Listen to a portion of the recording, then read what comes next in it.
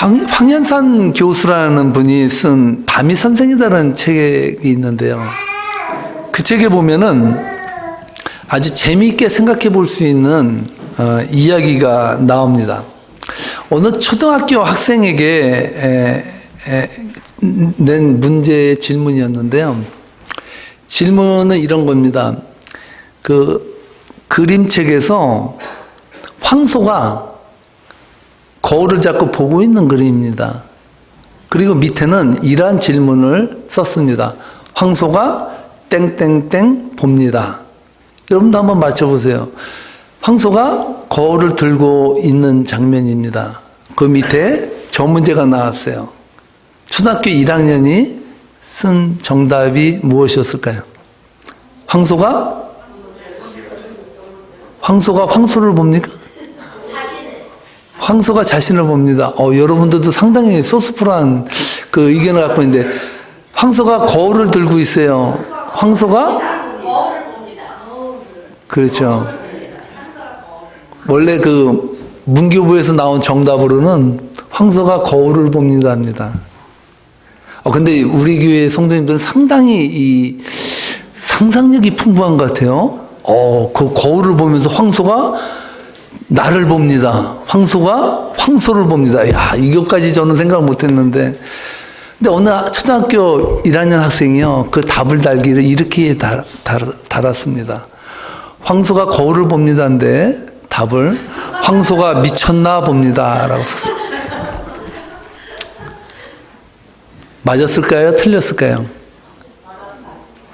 저는 저 정답만큼 소스풀한 정답이 없다 생각하는데, 문교부에서 요구하는 답은 황소가 거울을 봅니다라는 거예요. 근데 저 학생은요, 이미 황소가 거울을 보고 있는 것을 알아요. 근데 황소가 거울을 보는 것은 미쳤기 때문이지 어떻게 황소가 거울을 보냐. 그 애의 생각에서는 황소가 미친 거죠. 또 하나의 문제가 있습니다. 이번엔 유치원 그 학습지 선생이 얘의 학습 능력이 어느 정도 되나를 평가해서 학습지 레벨을 정하는데 이러한 질문을 했습니다. 한 그림은요, 책을 읽는 사람의 그림이 있습니다. 또 한 그림은 모자를 쓴 사람이 있습니다. 세 번째는 낚시질을 하는 사람이 있어요. 세 개의 그림에서. 근데 이 교사가 낸 문제가 뭐냐면 이런 겁니다. 그럼 이 그림에서 모자를 쓴 사람은 누구입니까? 이렇게 말했어요. 그러면 당연히 모자를 쓰고 있는 사람의 그 그림에 손을 얹고 이 사람입니다. 이렇게 말해야 되잖아요. 근데 얘가 말을 안 하는 거예요. 계속 생각을 하면 고민하는 거예요. 그랬더니 딱 한 말을 합니다. 저는 이 사람의 이름을 모릅니다. 모자를 쓴 사람이 누군지는 이 사람인데 이 사람이 누굽니까 했을 때 이 애는 저는 이 사람을 처음 봤습니다. 모릅니다. 이런 거예요. 맞는 거 아니에요? 원래 이 질문은요, 이 그림 중에서 모자를 쓴 사람은 누구입니까? 라고 말해요. 이 그림에서 모자를 쓰고 있는 사람은 누구입니까? 이것도 틀렸네요, 문제가. 저도 헷갈리는데, 뭐라고 말해야 되냐면, 이렇게 말해야 되죠. 누가 모자를 쓰고 있나요? 이렇게 물어야, 이 사람이 모자를 쓰고 있습니다라고 말할 텐데, 모자를 쓴 사람은 누구입니까? 라고 말하니까 나는 모른다라고 대답했다는 거죠. 제가 이 말씀을 드리는 것은, 여러분, 우리가 하나님의 말씀, 성경을 읽을 때,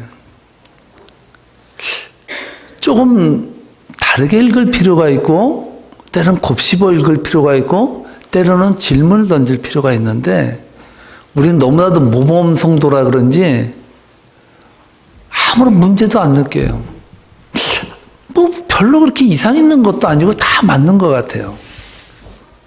근데 사실은요, 오늘 본문은 그렇게 읽혀질 본문이 솔직히 말해서 저는 아니라고 생각을 해요.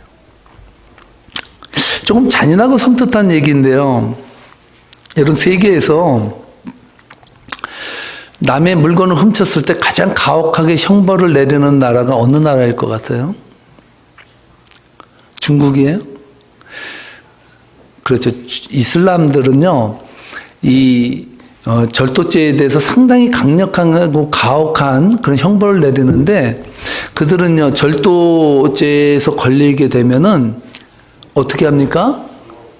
그렇죠. 실제로 2004년도 12월에 시리아에서 그 절도죄를 지은 남자를 데려다가 옆에다가 붕대를 갖다 놓고요, 소독약도 갖다 놓고, 그리고 나서 손목을 잘라버렸어요. 그리고 붕대로 다 감아주고 그렇게 치료를 해서 보냈습니다. 그게 세계적으로 다 문제가 났거든요. 어떻게 절도죄를 졌는데 어떻게 그렇게까지 가혹하게 처벌할 수가 있냐는 거죠. 이러한 일도 잔인하고 가혹한데, 여러분 성경을 읽으면서 그 생각 안 들었어요? 아간은 그 여리고성을 정복했을 때, 점령했을 때 신할산 표 외투 한 벌하고요, 그리고 은 200세겔하고 금 50세겔을 가져다가 감춰놨어요. 절도죄가 형성된 거죠. 그런데요, 아간에게 임한 형벌이 얼마나 대단했냐면요, 25절 26절에 보면은 이렇게 말하고 있습니다. 함께 읽어보겠습니다. 여호수아가 이르되 네가 어찌하여 우리를 괴롭게 하였느냐? 여호와께서 오늘 너를 괴롭게 하시리라 하니 온 이스라엘이 그를 돌로 치고 물건들도 돌로 치고 불사르고 그 위에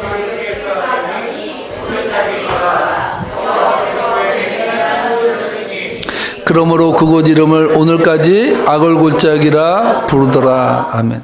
뭐 남양특집 보는 것 같지 않아요? 많은 분들이요, 아골골짜기에서 아간을 처단한 거에 대해서 아무런 문제의식도 갖지 않고 당연하다고 생각하고, 훔친 죄는 돌로 다 다스린다라는 것이 당연하다고 생각해요. 근데 그거 당연한 거 아니에요. 그건 당연한 게 아니라 가혹한 거예요. 우린 적어도 이 문제에 있어서만큼은 하나님께 물어야 돼요. 하나님, 이건 너무 심하지 않습니까? 페어하지 않아요. 왜냐하면 하나님께서는 이미 남의 물건을 훔쳤을 때 받을 수 있는 형벌에 대해서 출애굽기 22장에서 말씀해 주셨어요. 오늘 그 말씀도 아주 재밌는데요. 이스라엘 백성들에게 도둑질을 할 경우에 내리는 징벌에 대해서 출애굽기 22장 1절로 4절에서 이렇게 말해요. 한번 여러분 같이 읽어보겠습니다. 사람이 소나 양을 도둑질하여 잡거나 팔면 그는 소 한 마리에 소 2마리로 갚고 양 한 마리에 양 4마리로 갚을지니라. 도둑이 뚫고 들어오는 것을 보고 그를 쳐 죽이면 피 흘린 죄가 없으나 해돋은 후에는 피 흘린 죄가 있으리라. 도둑은 반드시 배상할 것이나 배상할 것이 없으면 그 몸을 팔아 도둑질한 것을 배상할 것이니라. 아멘. 오늘 이 본문에 보면요, 하나님께서는요, 도둑 맞은 사람도 보호하지만요, 쉽게 얘기하면 도둑질 하는 사람도 보호하고 계세요. 뭔 말이냐면요, 해가 져가지고 어두울 때 도둑질을 한다가 발각돼가지고 싸우다가 죽이면 그거는 정당방위예요. 아무 죄가 없어요. 그런데 동이 텄어요. 해가 밝아졌는데 또 그 도둑이 도둑질을 했다면 거기에는 정당방위가 성립되지 않냐고, 그 도둑을 죽이면 처벌받게 돼 있어요. 그게 하나님 법이거든요. 또 한 가지는요, 또 재밌는 것은 소를 한 마리를 훔쳤어요. 그러면 소를 몇 마리를 배상해 줍니까?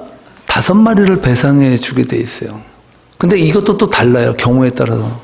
이 소를 가져와 가지고 그것을 도살해서 팔거나 먹으면 5배로 갚아야 돼요. 양은 4마리를 갚아야 돼요. 양을 잡아다가. 그런데 도둑이 그 소나 양을 가져와서 아직 안 죽이고 팔지도 않았어요. 그러면 얼마를 갚아야 되냐면 더블을 갚아요. 한 마리를 가져왔으면 두 마리를 줘야 돼요. 이게 그 당시에 법이었어요. 이 하나님의 법에 비추어 봤을 때 아간이라는 사람이 지은 죄에 대해서 손목을 자르는 것도 아니고 돌로 쳐 죽이는 형벌을 내린다면 이것은 너무나 끔찍하고 가혹하지 않습니까? 하나님을 믿지 않는 사람들이 바로 이 대목을 보고 너희가 믿는 하나님은 너무 잔인하다. 너희가 믿는 하나님은 인정사정도 없다라고 말을 해요.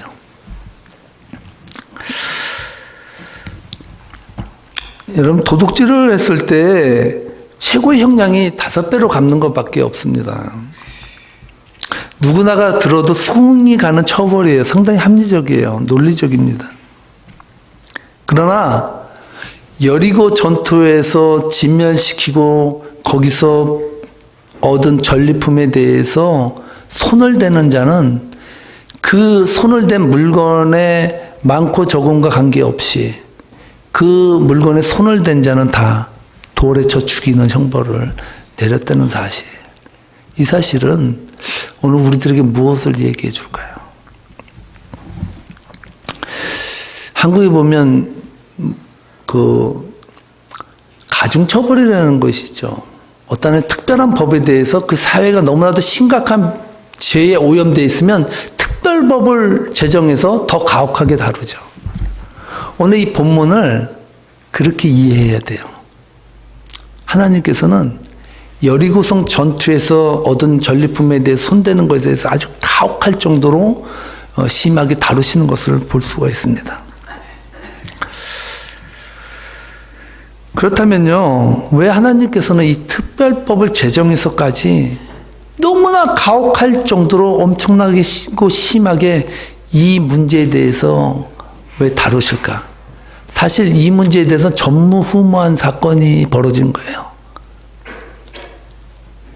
사울왕도 보면요, 전리품 중에서 받았던 그들이 싸움에서 이겨서 받았던 것 중에서 좋은 것들은요, 따로 살짝 뒤로 빼서 돌렸어요.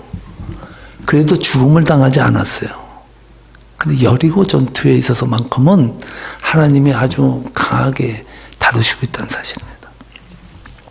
한 가지 분명한 사실은요, 오늘 본문에 보면은 그 돌무더기가 쌓여가지고 아골골짜기에 그게 탑처럼 쌓여져 있는데 그것이 오늘날까지도 있다라는 사실이에요. 적어도 이스라엘 백성들이 가나안에 들어가서 출입할 때마다 아골골짜기에서 그 무덤을 봤어요. 뭔가를 하나님은 아간이라는 그 케이스를 통해서 우리들에게 강력하게 시사하는 메시지가 있다는 거예요. 메시지. 오늘 아간을 통해서 무조건 그 아간이 잘못했으니까 그러한 벌을 받았다는 것은 오늘 이 본문에 타당하지 않다는 거죠. 그러므로 우리는요, 이 아간 사건을요, 여리고성 전투의 상징과 의미의 관점에서 풀어나가야 된다는 거예요. 여리고성 전투는 이스라엘 백성들이요, 약속의 땅 가나안에 가기까지 그 전에 몇 년 동안 광야에서 헤맸습니까? 40년 동안 헤맸어요. 한 번도 약속의 땅 가나안을 소망으로 바라봤지 그곳에 근처도 못 가봤던 민족이 이스라엘 백성들이에요. 그 백성들이 처음으로 가나안 땅에 밟은, 처음으로 정복한 그 성이 여리고성이에요. 여리고성.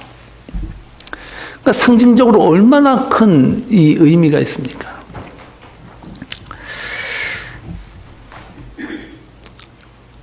우리는요, 이 아간의 사건의 이 문제를 절도의 사건으로 풀어가면요, 절대로 이 말씀은 풀려지지 않아요. 그러면 무엇으로 풀어야 될까요? 탐욕이라는 문제로 우리는 이 아간의 사건을 접근해 가야 돼요. 탐욕이라는 거.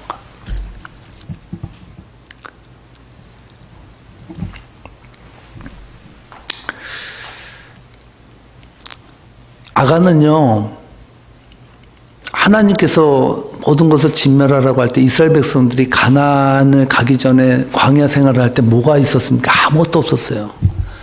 매일같이 삐쩍 마른 소하고 양하고 몇 마리 끌고 돌아다니면서 정말 비옥하지 못한 척박한 땅을 헤매고 다녔던 사람들이 이스라엘 백성들이에요. 그들이 여리고성에 처음에 딱 입성했을 때 그들이 받은 느낌은 어떻을까요?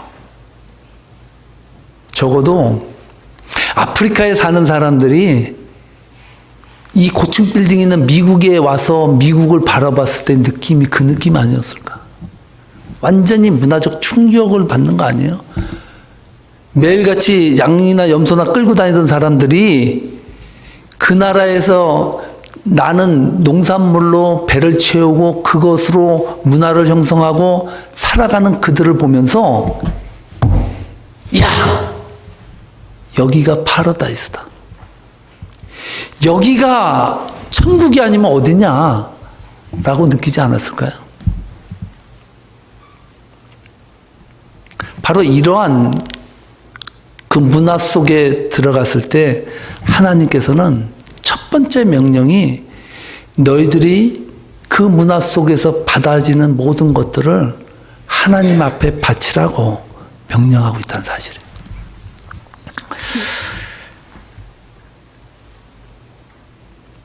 아간은 그렇게 하지 않았어요. 아간은 그 여리고성에서 나온 것들에 대해서 갖고 싶은 욕망이 있었어요. 탐욕이 있어요. 욕구가 있었어요. 내가 이것을 가지면, 내가 이것을 소유하면 정말 이 땅에서, 가나안 땅에서 정말 남부럽지 않고 떵떵거리고 살 수 있을 거라는 그런 희망이, 그 탐욕이 이 물질에 대해서 집착하고 끌어당기는 힘을 발휘했다는 사실입니다. 하나님께서 경계하신 가장 큰 문제가 무엇인지 아십니까? 공동체가 무너지는 가장 중요한 요인이 뭔지 아십니까? 여러분 집안 싸움에서 서로가 원수가 되는 문제가 무슨 문제인지 아십니까? 돈이에요, 돈. 많은 사람들이요, 중독을 얘기할 때 여러분 게임 중독, 마약 중독, 뭐 여러 가지 중독을 이야기하는데 술 중독, 중독을 얘기하는데요. 신기하게도 돈 중독이라는 말은 잘 안 써요. 왜 그런지 아세요? 돈은요, 은연중에 우리들의 삶 속에서 깊숙이 침투해 들어와 있는 것 중에 하나이기 때문에 그것을 중독이라고 얘기하는 사람이 없어요. 그래도 가끔 있더라고요. 너 돈에 환장했냐? 이런 말 하는 사람은 있어요. 그래도 돈에 중독된다는 사람은 없어요. 오히려 보면 하나님을 의지해서라도 돈을 갖고 싶어하는 욕구가 욕망이 있어요. 물질에 대한 욕구와 욕망의 목적을 위해서 하나님을 믿어요. 주객이 전도됐죠. 하나님의 나라를 위해서 돈을 소유하고 그 물질에 대한 그 열망을 가지고 일하는 것이 아니라 물질에 대한 열망 때문에 열심히 하나님을 믿어요. 하나님은 여리고성에서 너희들이 보는 모든 물건들을 다 태워버려라. 그것은 너희들을 행복하게 인도하는 것이 아니라 오히려 너희들의 삶에서 피폐하게 만들고 더 황량하게 만들고 서로 친구와 친구 간의 대립을 일으키는 악마다라는 것을 먼저 보여주시는 거예요. 실제로 여러분, 아간이 사실은 그것을 가졌을 때 공동체에는 어떤 일이 일어나겠습니까? 공동체가 와야 되는 가장 중요한 이유 중에 하나가 물질의 문제 아니에요. 교회가 문제가 날 때 가장 큰 문제는 돈 문제예요. 성도 간에 돈 문제를 얽혀서도 끊어지고요. 때로는 돈 때문에 우리 가족하고도 멀어지는 경우가 비일비재하지 않습니까?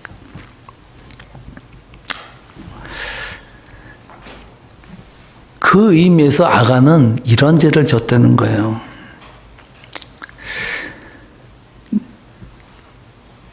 남이야 믿던 말던 또한 남이 어떤 문제가 있던 말던 나의 목적만 채우면 그만이고,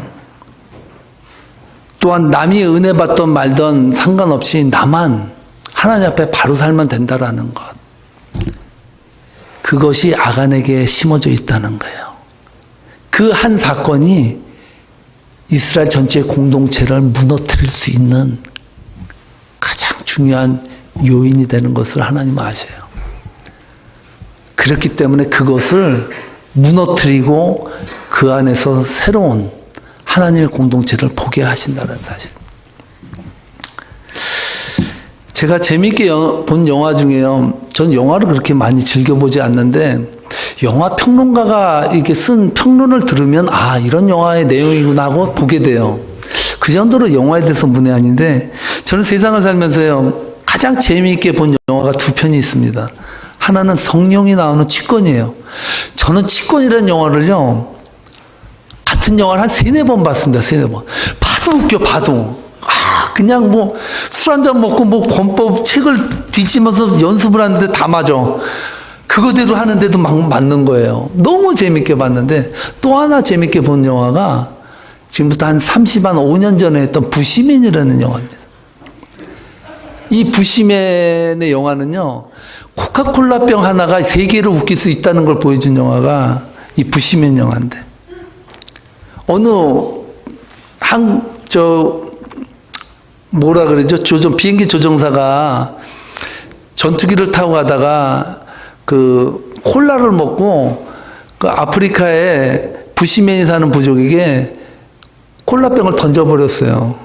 근데 하늘에서 뭔가 확 떨어지는데 그것이 흙 속에 이렇게 박힌 거죠. 부시맨들이 이것을 보고 신이 내린 선물이라고 기뻐하면서 그걸 가지고 왔습니다. 근데 이 콜라병이 너무나 좋은 거예요. 뭐 물도 따라가서 먹고요. 반죽을 하는데 이걸로 비비니까 아주 잘 되는 거예요. 이거 아주 기가 막힌 신이 준 선물이라는 거예요. 근데 문제는 뭐냐면요. 그 코카콜라 병이 그 아프리카의 부시맨이 있는 부족에 떨어지고 나서요. 모든 공동체 사람들이 하나가 되고 좋아진 게 아니라요. 다 눈이 뒤집혀 버렸어요. 누가 저거 코카콜라 병 가져가나? 저 코카콜라 병만 있으면 우리가 행복한데 이 생각을 가진 거예요. 그래서 이것 때문에 싸움이 나고 난리가 나고 부족 전체가 깨지길 직전까지 갔어요. 그 추장이 끝내 고심 끝에 결론을 내립니다. 결단을 내려요. 이 신이 준 선물을 신에게 돌려드려야 된다. 그래서 이 부시맨이 이 코카콜라 병을 가지고 가장 그 세상 끝까지 가는데 가다 보니까 뭐 우리가 사는 문명 세계에도 와서 그냥 가진 이야기들이 벌어지고 웃기는 이야기인데 결과는 뭐냐면요. 이 코카콜라 병 하나가 한 부족을 완전히 망치는 일이 될 수 있다는 사실이에요. 여러분, 아간의 문제를 이렇게 보면 어떻게 했습니까? 왜 하나님은 분명히 하나님이 제시한 법이 있는데 처음으로 가나안 땅, 문명의 땅을 밟는 이스라엘 백성들에게 진멸하라는 명령을 내렸을까?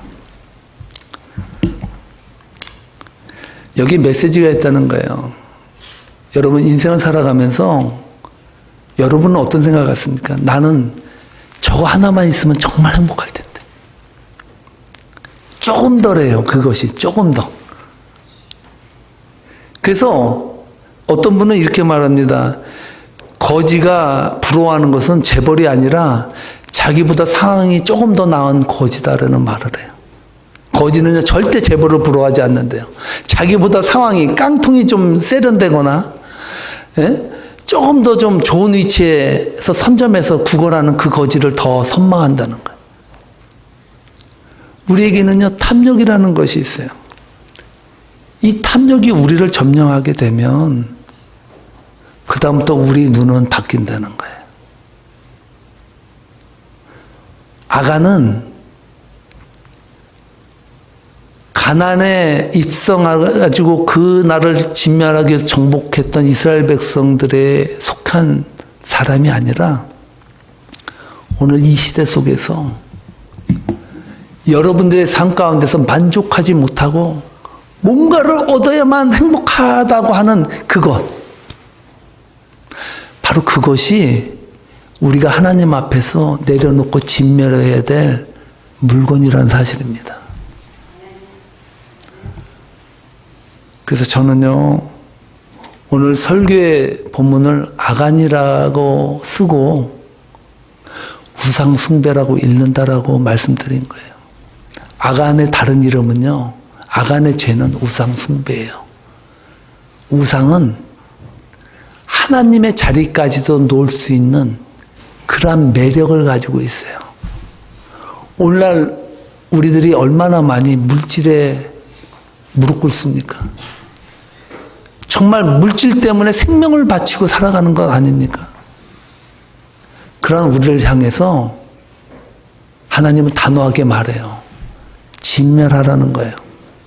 물질이 우리를 행복하게 만들지 아니하고, 물질에 목숨 걸을 성질의 것이 아니고 하나님의 말씀의 법도를 그대로 따라가라는 거예요. 거기에 생명이 있다는 거죠. 사랑하는 성도 여러분, 우리도 이 세상을 살아가면서 탐욕과 축복이 혼동되는 시대에서 살아가고 있습니다. 물질의 축복과 하나님의 축복이 차이가 나질 않습니다.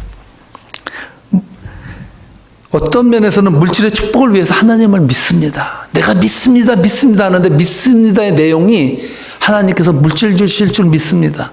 하나님 나에게 명예 주실 줄 믿습니다. 자손의 축복 주실 줄 믿습니다지, 그것이 하나님 자신이 아닐 때가 많다는 거예요. 오늘 이 시대 속에서 우리는 정말로 탐심이라는 것이, 아간이 훔친 것은 물건이 아니라 탐심이었다는 것. 그것이 자신을 멸망시킬 뿐만 아니라 공동체를 멸망시킬 수 있는 큰 범죄가 될 수 있다는 사실을 깨닫고, 여러분, 하나님 앞에 우리의 것을 내려놓고 오직 하나님의 말씀으로 살고자 결단하는 저와 여러분 되시기를 주님의 이름으로 축복합니다. 기도하시겠습니다. 하나님 감사합니다.